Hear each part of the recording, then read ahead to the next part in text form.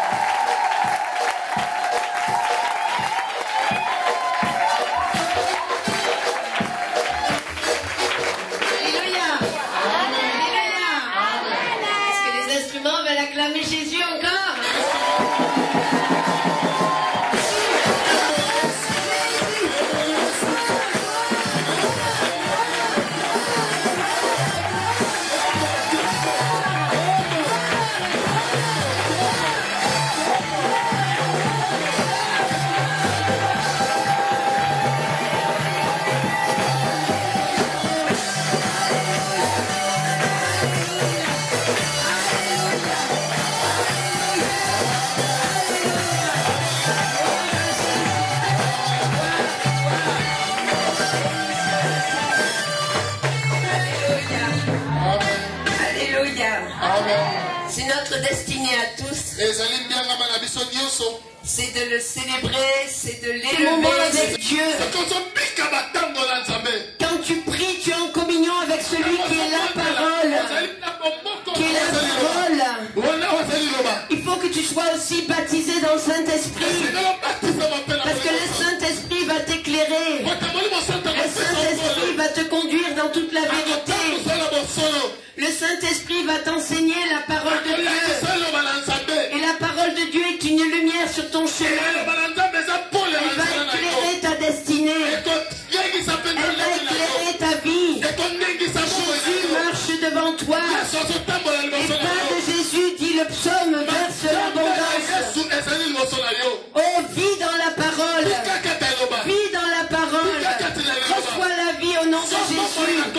Vis dans Jésus. Vis dans le sang de Jésus. Oh, ce matin, reçois la vie. Reçois la vie. Reçois la vie.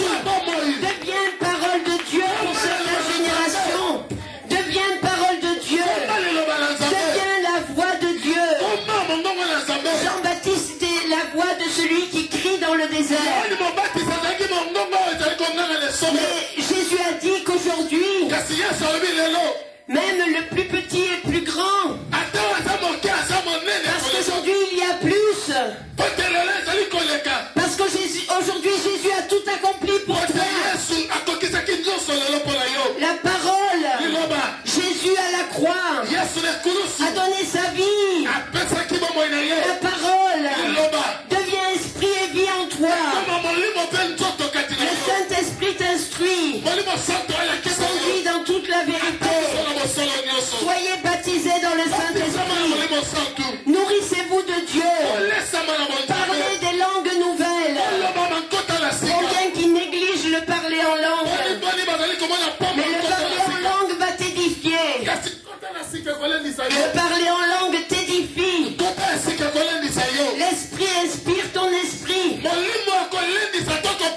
quand tu parles en langue, tu parles à Dieu. Tu deviens la bouche de Dieu. Tu deviens la voix de Dieu. Et toi-même, ta parole va amener la vie. Parce que lorsque ton esprit est nourri par sa parole, alors c'est de l'abondance de ton cœur que ta bouche va parler. Il est dit que Dieu a tout créé par sa parole. Il a tout créé par sa parole. Tu peux aujourd'hui être créateur avec Dieu. Pour ta propre vie. Cessons les murmures. Cessons les mauvaises paroles. Cessons les paroles négatives. Devenons prophètes de Dieu. C'est pas pour le ministère. Le ministère est là pour diriger de la part de Dieu, pour amener l'Église dans une vision nouvelle.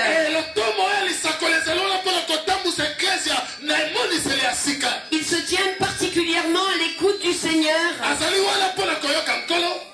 pour recevoir du Seigneur les révélations, les secrets de Dieu dans notre génération. Et pour amener le ministère apostolique de l'Église à rentrer dans sa vision.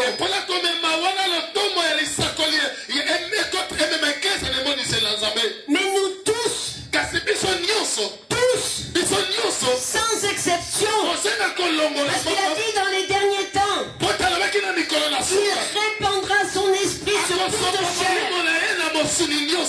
Et même sur les enfants à la mamelle. Dans les temps passés, il y a eu un réveil en France où des enfants au sein de leur maman ont prophétisé. Ils ont prophétisé. Ce que Joël avait annoncé, ça s'est accompli. J'ai vu des vidéos où des petits enfants prêchent la parole de Dieu dans une onction de sagesse et d'autorité. Où des petits enfants guérissent les malades. J'ai vu des papas aussi grands que le pasteur Mata se mettre à genoux devant des petits enfants comme des petites filles ici qui imposaient les mains. Et les malades sont guéris. Les captifs sont libérés. C'est ça le royaume de Dieu. C'est ça le royaume de Dieu. Jeunes et vieux se réjouiront ensemble. Nous sommes tous appelés à servir Jésus. Nous sommes tous appelés à manifester le royaume de Dieu. J'ai à cœur ce matin de vous dire ce psaume 29. C'est au sujet de la voix de Dieu. C'est au sujet de la voix de Dieu. Et aujourd'hui, en l'an 2011, dans ce 21e siècle, nous sommes la voix de Dieu. L'église de Jésus-Christ. Nous sommes la voix de Dieu dans cette génération. C'est nous qui sommes appelés. C'est nous qui sommes appelés. C'est nous qui avons reçu autorité. C'est nous qui avons reçu la part du Seigneur Jésus. Et en son nom, le mandat de faire de toutes les nations des disciples. Nous sommes l'église de Jésus-Christ. Il l'a bâtie. Et les portes du séjour des morts ne peuvent prévaloir contre elle. C'est nous qui avons reçu de la part de Dieu de gouverner, d'amener que le royaume de Dieu soit établi. Un jour Jésus va venir et il régnera, c'est une réalité. Mais aujourd'hui, c'est nous qui avons et qui devons exercer cette autorité. Jésus ne va pas revenir à ta place. Si tu as un problème, pour prendre autorité, parce que lui, une fois pour toutes, il a payé le prix. Il a payé le prix. Il a écrasé Satan. Un sorcier ne doit rien pouvoir faire ici. Un sorcier ne devrait pas nuire à ta vie. Parce que tu as autorité.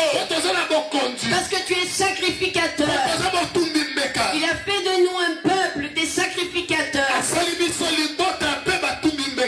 Pour vos enfants, c'est vous qui êtes des sacrificateurs et qui devez libérer la bénédiction en priant la parole de Dieu, en prophétisant la parole de Dieu, en vivant la parole de Dieu dans votre vie. Le psaume 29 dit: célébrez l'Éternel, vous les anges de Dieu. Célébrez l'Éternel en proclamant sa gloire et sa puissance. Oui, célébrez la gloire du nom de l'Éternel et prosternez-vous devant lui, paré de sainteté.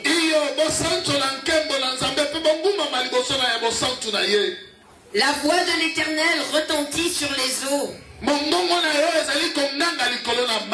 Dieu dans sa gloire fait gronder le tonnerre. Tu entends le bruit du tonnerre quand il y a les orages. C'est comme la la voix de Dieu qui gronde, un bruit de grosses eaux. La voix de l'Éternel domine le bruit des grandes eaux. La voix de l'Éternel retentit avec force. La voix de l'Éternel résonne majestueusement. La voix de l'Éternel foudroie les cèdres. L'Éternel brise les cèdres du Liban. Il fait bondir tout le Liban comme des veaux.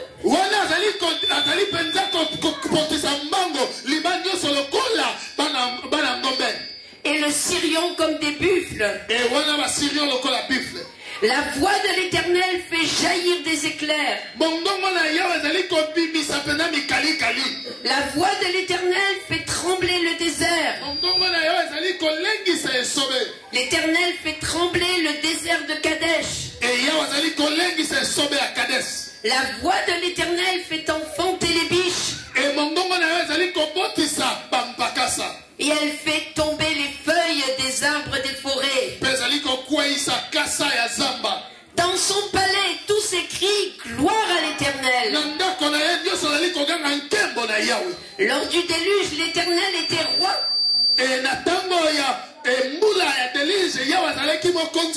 L'Éternel règne à tout jamais. L'Éternel donnera la puissance à son peuple. L'Éternel bénira son peuple en lui donnant la paix. C'est la voix de Dieu. C'est quand Dieu parle que le monde est en mouvement. C'est quand Dieu parle. Alors tu entends le bruit de l'éclair. C'est quand Dieu parle. La terre tremble. C'est quand Dieu parle. La lumière jaillit. C'est quand Dieu parle.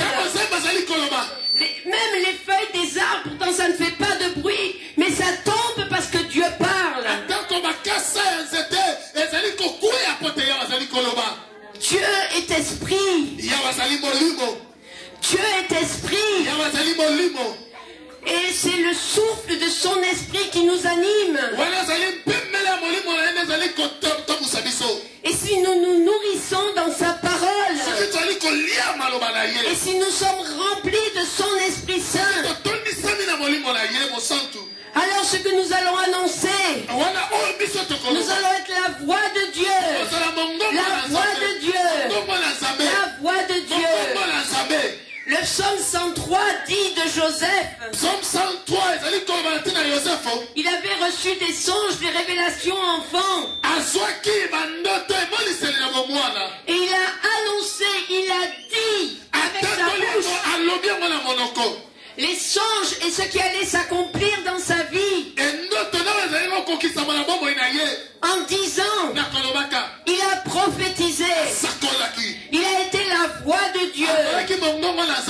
Il est dit qu'au jour marqué par Dieu, ce que Joseph avait dit de sa vie s'est accompli.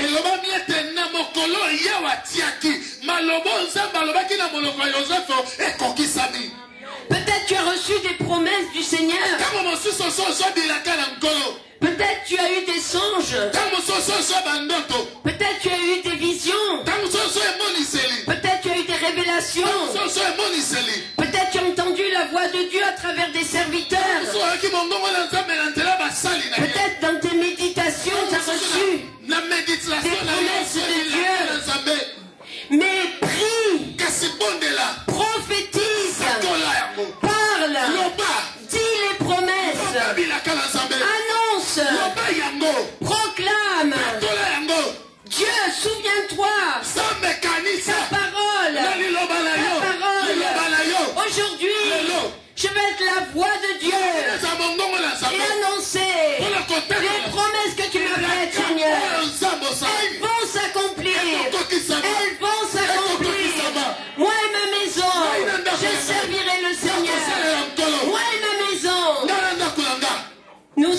servirons le Seigneur. Ta bénédiction est sur ma vie. Ma destinée est dans ta main. Quelque appel, quelque vocation que tu as reçue de la part de Dieu. Sois prophète de Dieu pour ta vie. Parle ses promesses. Prie ses promesses. Proclame ses promesses. Prophétise ses promesses. Parce que sa parole ne repartira jamais à lui sans avoir réalisé ce pourquoi il a donné. Église de Jésus-Christ, reviens à Dieu et foi dans ses promesses et foi dans sa parole, parce que Dieu ne ment pas. Dieu ne ment pas. Les hommes ont pu te mentir, les hommes ont pu te trahir, les hommes ont pu t'abandonner, les hommes ont pu te délaisser, mais Dieu jamais, jamais, jamais, jamais, jamais, jamais Jésus ne te laissera, jamais il t'abandonnera, parce que tu as du prix, parce que tu es précieux, et parce que ce qu'il a annoncé sur ta vie, alors il veille sur toi, et il va le réaliser. Mais Dieu ne nous a pas créé des robots. Il nous a créé des fils et des filles dans sa maison. Des enfants qu'il a remplis de sa vie pour que nous soyons responsables. Pour que nous grandissions. Pour que nous ne restions pas des bébés spirituels. Mais que nous sachions aussi prendre des initiatives et travailler avec Dieu pour réaliser que ce qu'il t'a promis, il va l'accomplir. Il va l'accomplir. Si j'étais restée assise sur le banc de mon église, là où j'ai été formée, et venir dimanche après dimanche m'asseoir, jamais je ne serais ici aujourd'hui. Mais j'ai eu foi dans les promesses que Dieu m'a faites.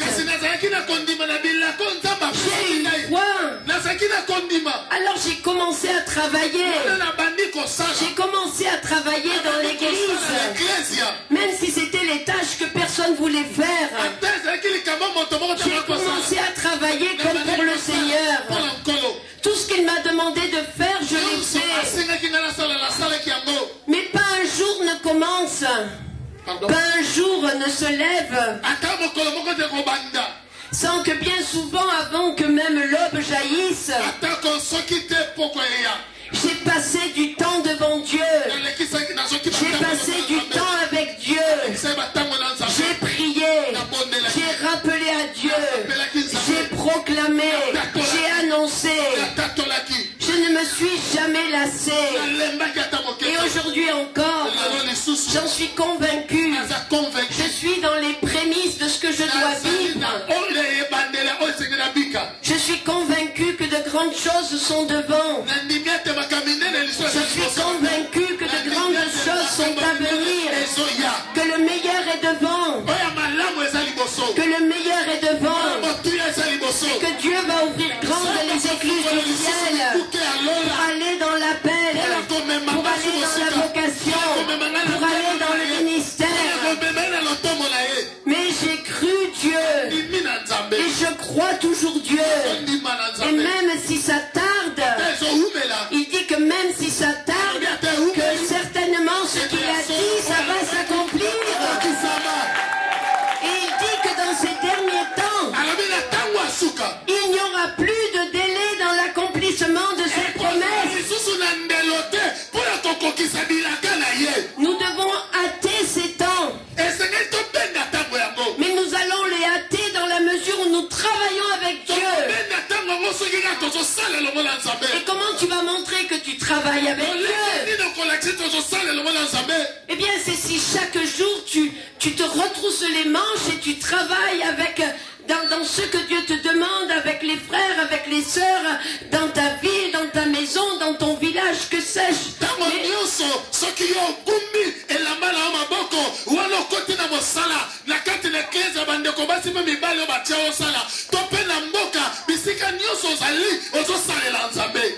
Cessons d'être passifs.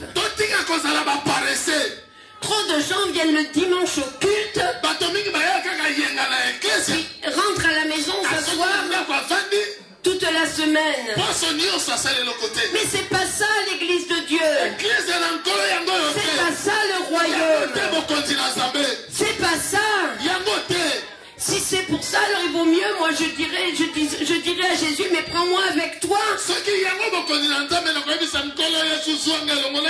Parce que de toute chose, la meilleure part, c'est d'être avec lui. S'il nous conserve le souffle de vie, c'est parce qu'il a besoin de toi. Il a besoin de nous tous. Il a besoin de nous tous. Et que nous soyons sa voix. Que nous soyons sa bouche. Il dit, si tu sépares ce qui est précieux de ce qui est vil, tu seras comme ma bouche.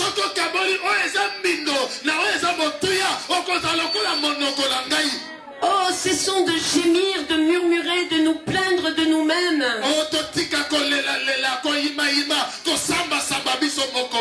De nous apitoyer sur nos sorts. Vous savez, il y a 25 ans, je marche par la foi avec Dieu. J'ai cru la parole de Dieu. J'ai cru, il pourvoit mes besoins. Tel que tu me vois dans mon pays, dans les services sociaux, je suis classé pauvreté, précarité.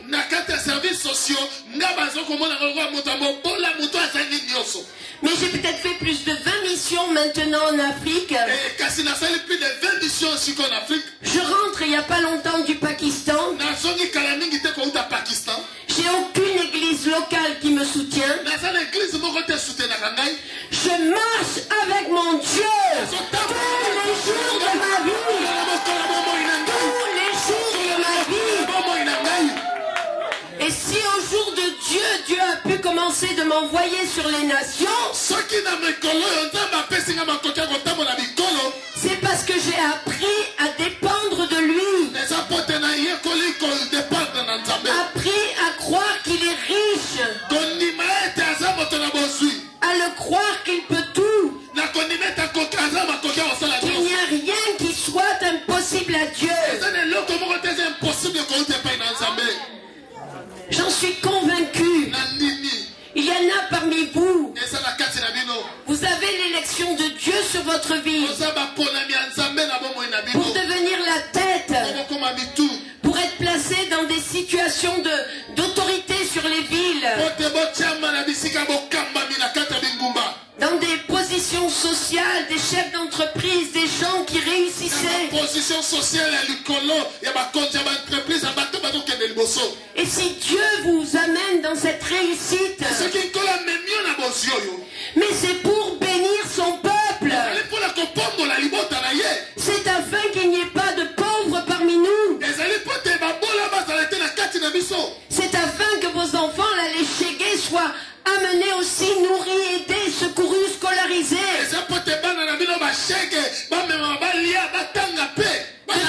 Faire d'eux des disciples. Que les veuves soient secourues. Mais trop souvent dans l'église, nous observons. Les gens viennent à Jésus. Ils sont bénis. Ils réussissent.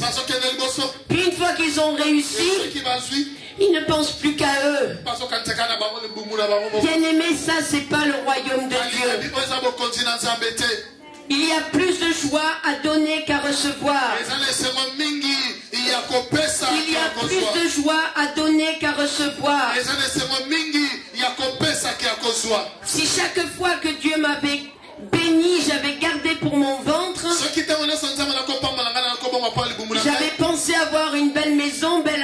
appartement, que sais-je. Je ne serai jamais parti sur les nations. Mais mon cœur brûle de bénir l'Église. Et c'est pas mon cœur, c'est le cœur de Jésus en moi. Parce que Jésus pleure aujourd'hui encore.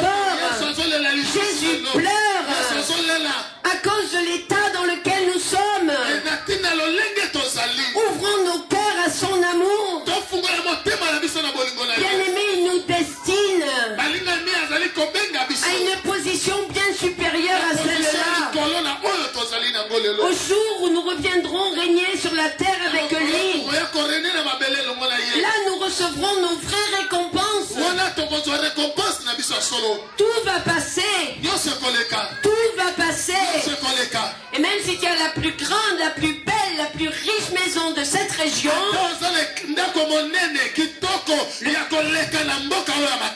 le jour où le jugement de Dieu va venir sur cette terre, il n'y aura plus rien. Plus rien. Plus rien. Ta bénédiction, ta récompense, c'est quand Jésus va te dire: rentre dans la maison de mon Père. Bon serviteur, bonne servante. Tu as été fidèle dans ces petites choses que je t'ai confiées. Mais aujourd'hui, je t'établis. Et nous régnerons avec Jésus. C'est ça notre destinée. Nous sommes fous de croire que notre vie terrestre, c'est comme je sais pas quoi. C'est rien. C'est rien. C'est qu'un passage. Paul parlait, ou Pierre parlait de l'attente dans laquelle il vit ici-bas.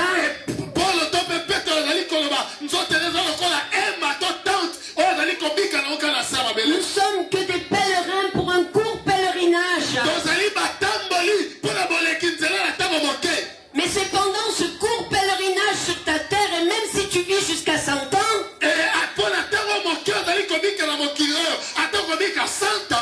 que Dieu te teste. Après que tu aies donné ta vie à Jésus, pour savoir les récompenses qu'il te donnera dans l'éternité.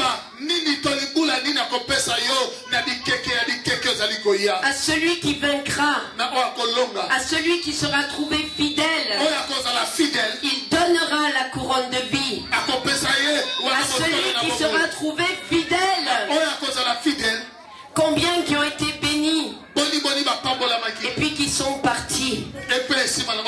Mais si Dieu te bénit, souviens-toi, c'est pour te rendre un sujet de bénédiction. C'est pour te rendre un sujet de bénédiction. Pour ta maison, pour ta famille, pour ton peuple, pour l'église, etc. Vraiment, réalisons ces choses. Et devenons prophètes de Dieu. Devenons comme la voix de Dieu. Pour notre vie. Pour notre vie. Autant les palabres, autant les mots grossiers, autant tout ça.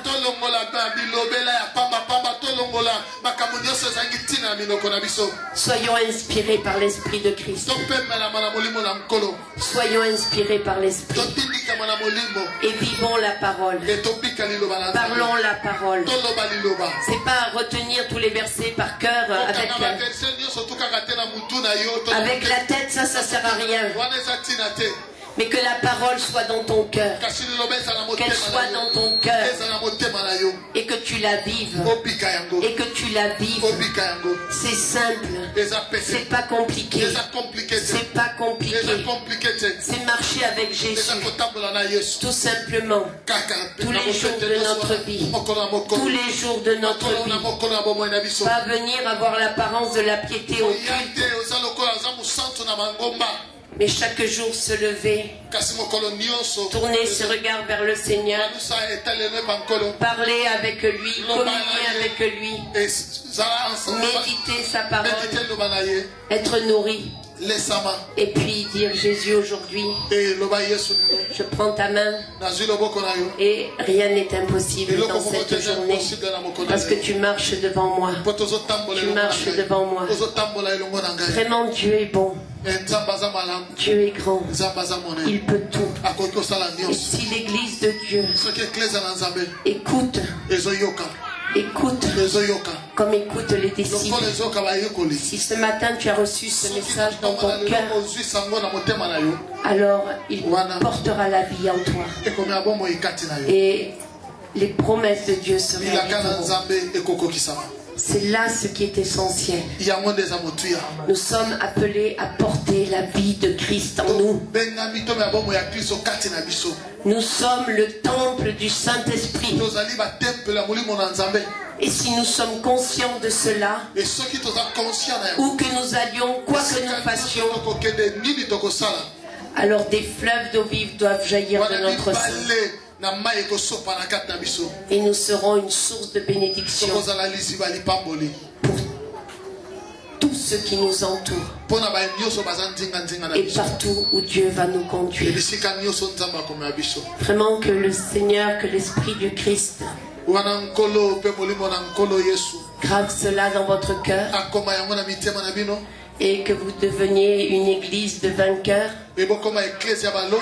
qui marchait en vainqueur et pour vaincre, et que vraiment vous soyez la voix de Dieu et que vous soyez la voix de Dieu. Cessons de nous apitoyer sur nous-mêmes, mais allons prier pour les autres, allons servir les autres. À chaque fois que tu te mets au service de l'autre, c'est ta propre vie qui est bénie, c'est ta propre maison qui est bénie. Vous savez, quand je suis dans ces temps de mission, mais même pas, j'ai le temps de penser ou de m'arrêter, de prier pour mes enfants, mes petits-enfants, ma maison, ma famille.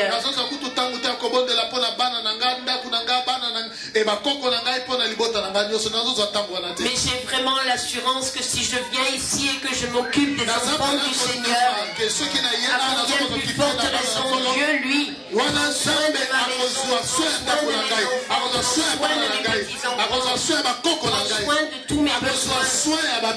C'est lui qui pourvoit tous mes besoins.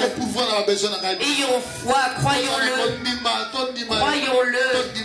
Même si tu as beaucoup souffert, mais laisse la guérison s'opérer en te levant et en servant le Christ dans toutes les petites choses ou les grandes choses qu'il te demande. Et lui va se préoccuper de tes besoins. Et tu verras, regardez cette femme dans l'Ancien Testament. Elle avait donné son dernier petit tas de farine avec l'huile pour faire un gâteau pour le prophète. Elle a servi d'abord Dieu en servant l'homme de Dieu Élie. Et l'huile et la farine n'ont jamais manqué. Dieu pourvoit nos besoins. Dieu s'occupe de nous. Dieu guérit nos vies. Mais grandissons.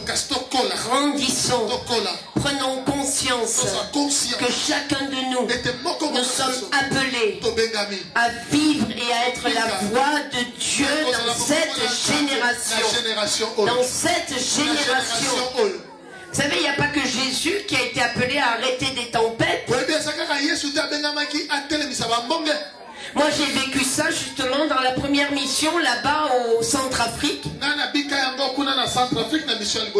Alors que nous étions une équipe sur la pirogue et que nous avions été comme la voix de Dieu. On avait loué tout le long. Il y avait un frère, il était là avec sa guitare. On était les étudiants. On était les étudiants. C'était la première mission. Et on avait loué, célébré Dieu tout le long. Dans la pirogue sur le fleuve. Et on remontait comme ça le fleuve et on s'arrêtait à chaque village. Et à un moment donné, on s'arrête et tous les villageois nous attendaient au bord du fleuve. Alors nous sommes descendus de la pirogue. On n'a pas plutôt quitté la pirogue.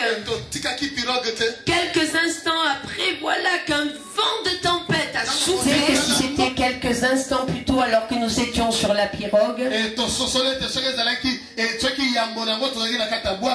Et même si on avait su nager avec un vent pareil, avec une tempête pareille, on n'aurait pas pu tenir. Et il y en avait en plus qui ne savaient pas nager.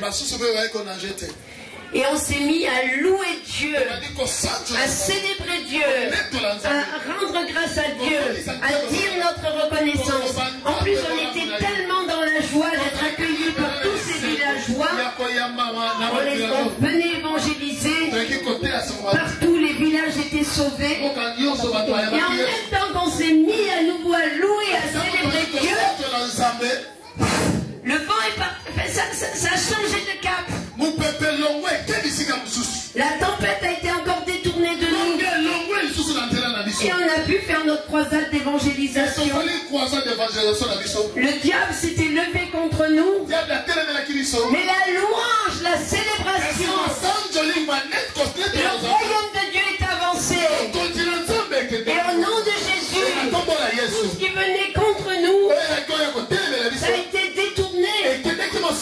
C'est ça le royaume de Dieu. C'est ce que nous sommes appelés à vivre tous les jours.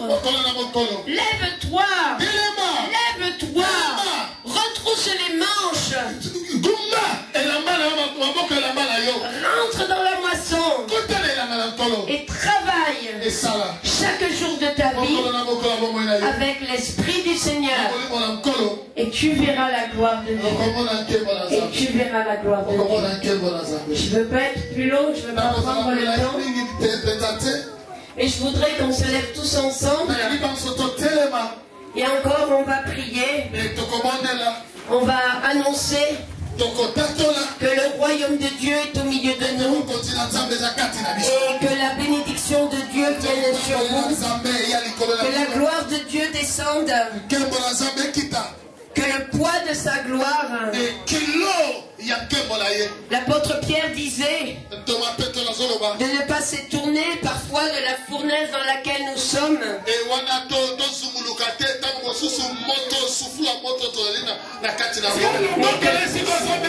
Et je vais prier pour toi.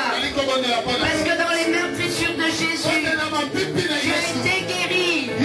Tu as été guéri. Tu as été guéri. Je libère. Je libère. Sois guéri. Sois guéri. Vis dans le sang de Jésus. Sois guéri. Dans les meurtrissures de Jésus. Brise les pouvoirs du diable, des démons, des sorciers. Contre ta vie. Contre ta vie. Je libère. Sois guéri.